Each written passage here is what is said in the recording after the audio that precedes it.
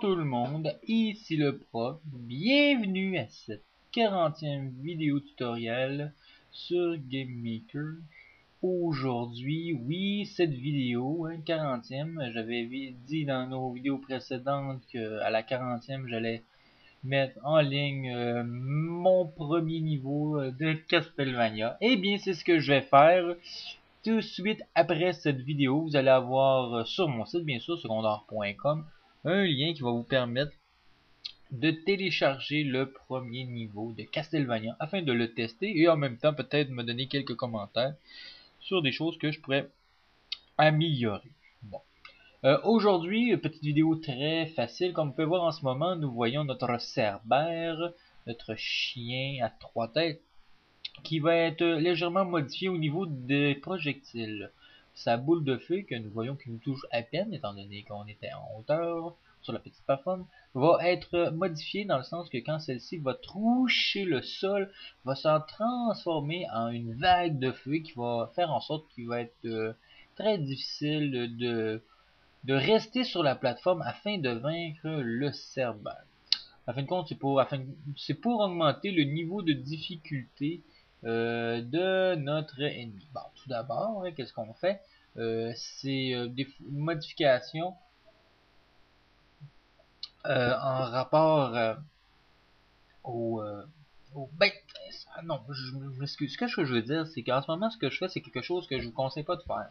Hein, ça s'aligne niaiseux. En fin de compte, j'aurais peut-être dû couper au montage cette partie-là, mais trop tard. Ce que je voulais faire, c'était de rajouter une deuxième boule de feu qui était à fin de compte diagonale. Non, pas diagonale parce qu'on avait déjà une qui était diagonale qui allait vers le sol, qui était plutôt horizontale, qui allait directement sur notre personnage qui était sur la plateforme. Au début, je croyais que ça allait être utile, mais étant donné qu'après, je me suis rendu compte que la flamme était assez haute pour faire en sorte qu'on n'avait pas besoin. Elle nous touchait pareil si on était sur la plateforme.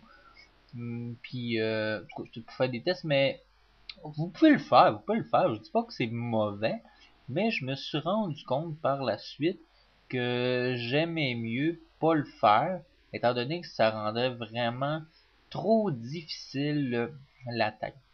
Hein? Parce que dans ce que vous voyez, c'est fin de compte, ça dit tu lances ton dé, tu as une chance sur 100 de l'avoir. Sinon, parce qu'il y a le else, tu peux essayer de retirer le dé et en avoir un autre. Mais je suis pas sûr que ça fonctionne de même, dans le sens que ce que je veux dire, c'est si je le rate, ça veut pas dire que je vais pouvoir le lancer à nouveau. J'ai plus l'impression que peut-être s'il faut que je l'aille pour, à fin de compte, qu'il puisse lancer le deuxième dé.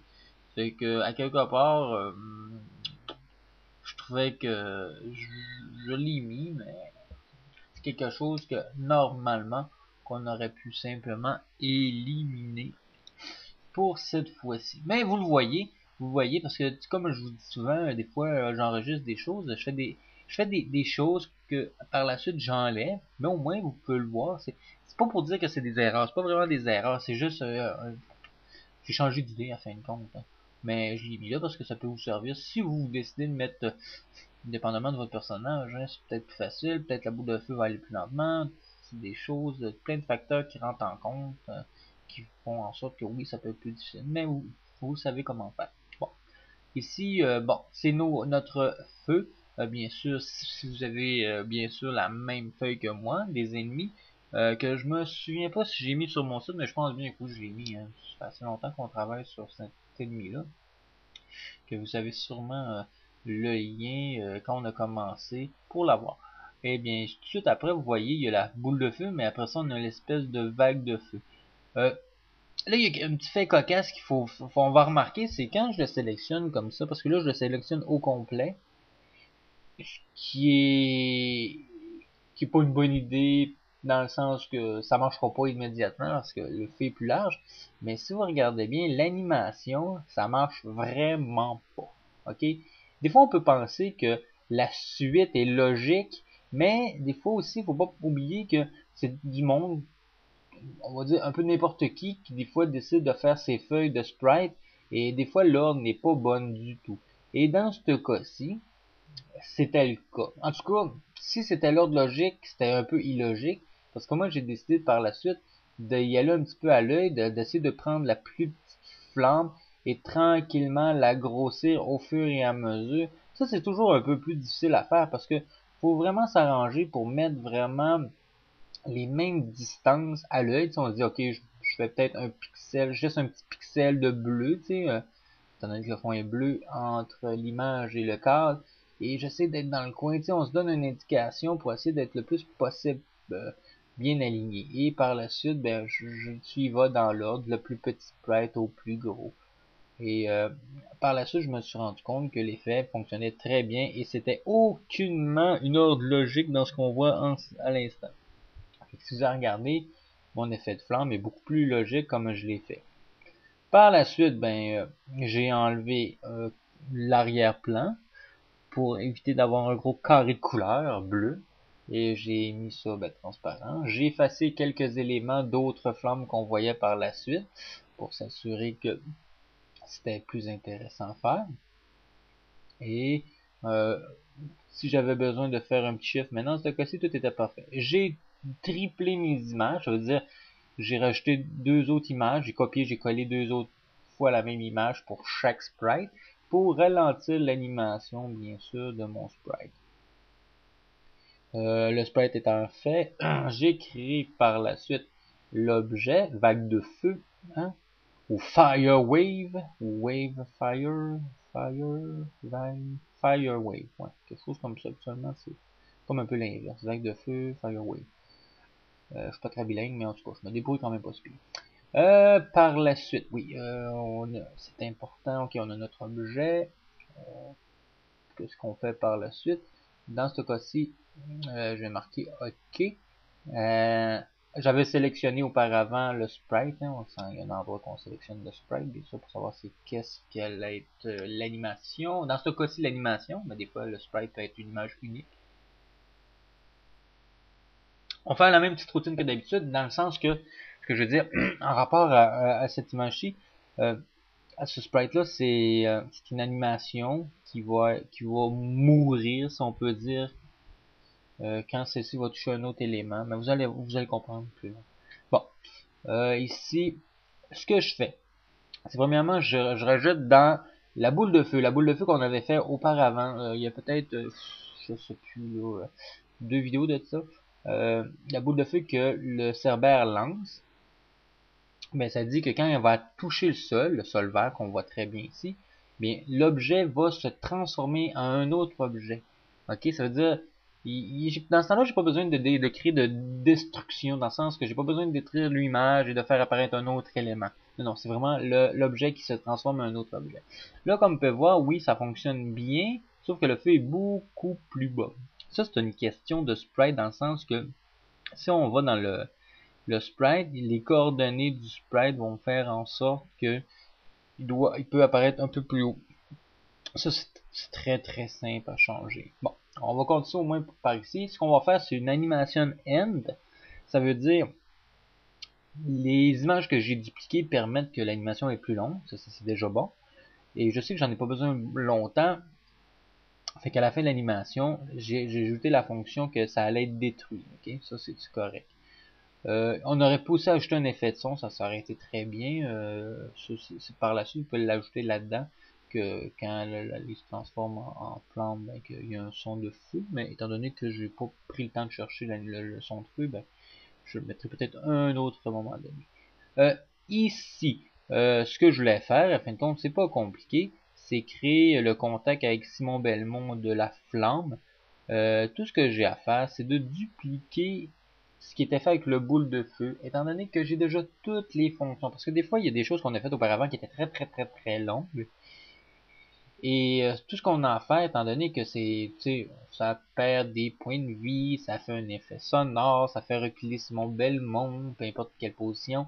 Des fois, on est mieux de faire simplement dupliquer l'élément et ça nous donne la même fonction que la boule de feu et que pour les flammes.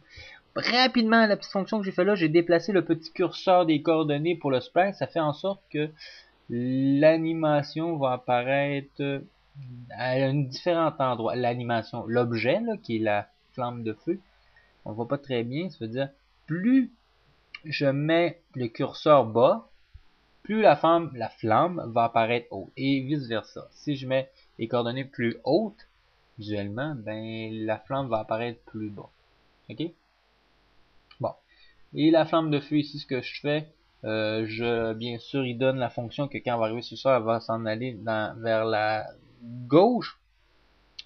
Ce qui était bien, c'est que le feu, étant donné que, en même temps, je vais être avec vous, la boule de feu, là, qui était droite, là, horizontale, vers celle qui est en diagonale, je voulais enlever, elle, parce qu'elle me causait plus de problèmes techniques qu'autre chose. C'est pour ça que je l'ai éliminée. Puis quand même, j'avais besoin simplement d'une flamme, une boule de feu sur le sol. Vous allez voir, elle arrive sur le sol. Non. Des fois, c'est pas évident de tester parce que, en plus, bon, vous voyez, là, la flamme, elle touche le sol, mais il y en a deux, hein. Il y a elle horizontale, puis elle qui est en diagonale. C'est pour ça que je l'ai enlevé à fin de compte. Mais faire attention, il faut enlever la bonne parce que je me suis trompé la première fois que je l'ai éliminé. J'ai pas pris la bonne flamme. J'ai enlevé elle qui était à 210 degrés et c'était elle à 180, il fallait que j'enlève. C'est sûr que je m'en rends compte après, là, que la flamme est pas bonne. Vous voyez, là, je suis, comment ça, elle va tout droit? C'est pas ça que je voulais faire, je voulais enlever l'autre. Étant donné que j'avais coupé, je viens d'en coller et je vais supprimer à nouveau tout ça. Et je vais décider, à fin de compte, que c'est bien correct comme ça. Ce qui vous empêche pas de le faire pareil, comme je vous ai dit au début. Hein, si vous voulez conserver les deux flammes, c'est à vous, ça. Hein, vous savez comment pareil.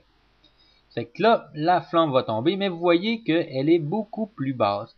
Ça veut dire comment faire pour l'augmenter en hauteur. Ça veut dire que je vais être obligé d'aller dans mes coordonnées de mon sprite et je vais descendre les coordonnées. Comme je fais en ce moment, j'ai descendu la croix. On peut y aller à la main aussi parce qu'on le voit, origine qui est à gauche avec le 1 puis le Y, le X et le Y je veux dire, ben ça c'est à vous de changer les coordonnées. Et j'ai été chanceux parce que si on regarde bien,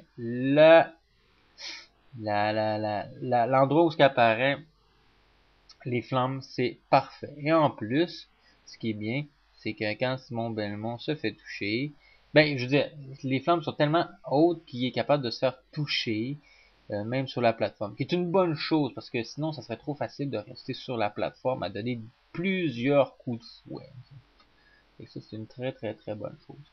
Bon, le petit élément qu'il faut rajouter dans ce cas-ci, c'est un bloc que je possédais, que j'avais déjà créé, en rapport à mes premières vidéos, mes premiers tests, qui vont permettre à fin de compte que la vague de feu puisse s'arrêter. Chose importante à savoir, le cadenas, on a deux cadenas en haut, on peut barrer les éléments qu'on met dans notre tableau, dans notre room, si on veut pas les enlever. Parce que des fois on va ajouter quelque chose, mais ça va supprimer en même temps ce qu'on a mis par-dessus. Fait que le cadenas est très très très pratique.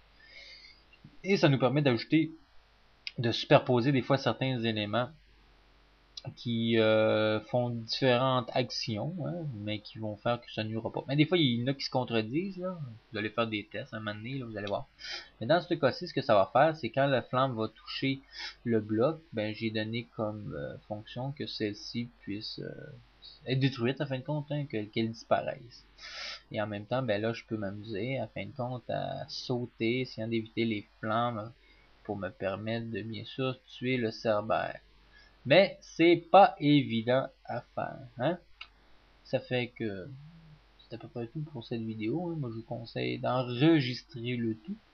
En passant, je vous répète, vous pouvez toujours... en passant, ce que je fais là, c'est simplement mettre toutes les affaires de l'ennemi dans le bon dossier. C'est toujours pratique de temps en temps de faire un peu de ménage. En tout cas, bien ranger ces choses. Ça fait que vous pouvez toujours aller sur mon site, hein, y a pas de problème. N'oubliez pas, je vous conseille même fortement parce qu'il va y avoir le lien pour avoir accès au premier niveau, hein, tester le jeu et abonnez-vous, hein, je suis toujours content de voir qu'il y a plusieurs abonnés et n'oubliez pas un peu toujours m'écrire des questions. Je réponds pas toujours là parce que des fois il y a des questions que je peux pas répondre ou sinon je réponds mais dans d'autres vidéos que je fais par la suite.